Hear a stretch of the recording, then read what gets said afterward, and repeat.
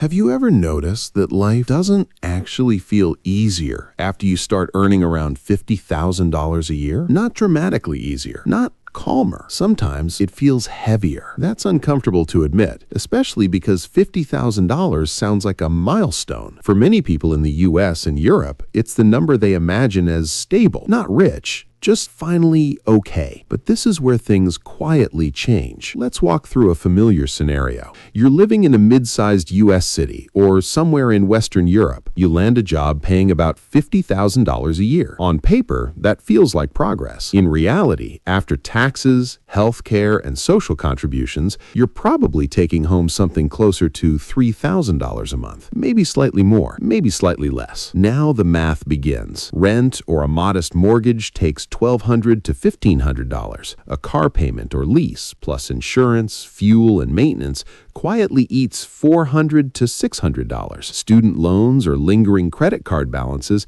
take another few hundred. Groceries, phone, internet, subscriptions, and basic life expenses fill the gaps. Nothing here looks irresponsible. Nothing feels excessive. And yet, by the end of the month, there isn't much left. This is the point where many people assume the problem is not earning enough. But that's not the full story. The real issue is that around $50,000, your financial life becomes more complex faster than your income grows. Before this level, money problems are obvious. You know what you can't afford. Choices are limited. The pressure is external. After this level, the pressure becomes internal. You can afford almost everything, just not all at once. This is where the system quietly nudges you into a mistake that doesn't feel like a mistake at all. Lifestyle alignment, not lifestyle inflation in the flashy sense, not luxury watches or exotic vacations, but alignment with what your income suggests you should be able to handle. A slightly better apartment, because this is where professionals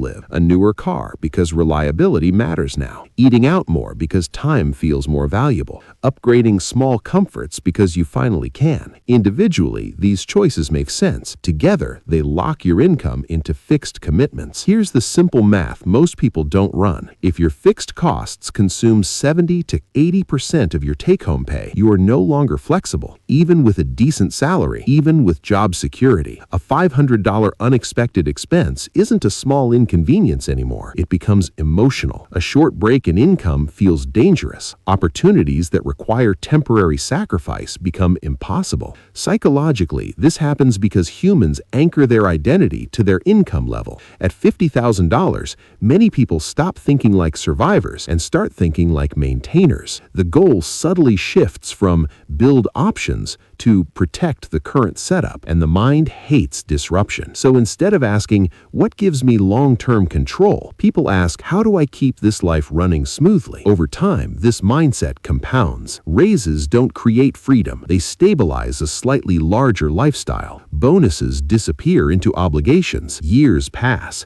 Income rises slowly, but flexibility stays flat. The long-term cost isn't poverty, it's stagnation. Financially intelligent people don't think in terms of lifestyle first at this income level. They think in terms of optionality. They don't ask, can I afford this monthly payment? They ask, what does this payment prevent me from doing later? They treat income growth as temporary until proven otherwise. They leave space in their finances on purpose, not because they're fearful, but because they understand how quickly conditions change. They know that the most valuable asset around $50,000 isn't comfort, it's maneuverability. This isn't about guilt, and it's definitely not about cutting joy out of life. It's about recognizing that the transition into decent money is the most dangerous phase for long-term financial clarity, precisely because nothing feels wrong. Everything works until you realize you've built a life that requires everything to keep working. Awareness at this stage doesn't make you anxious, it makes you calm, because once you see the pattern, you stop confusing income with control. If this perspective helped you see money a little more clearly, consider subscribing for more calm, realistic discussions like this.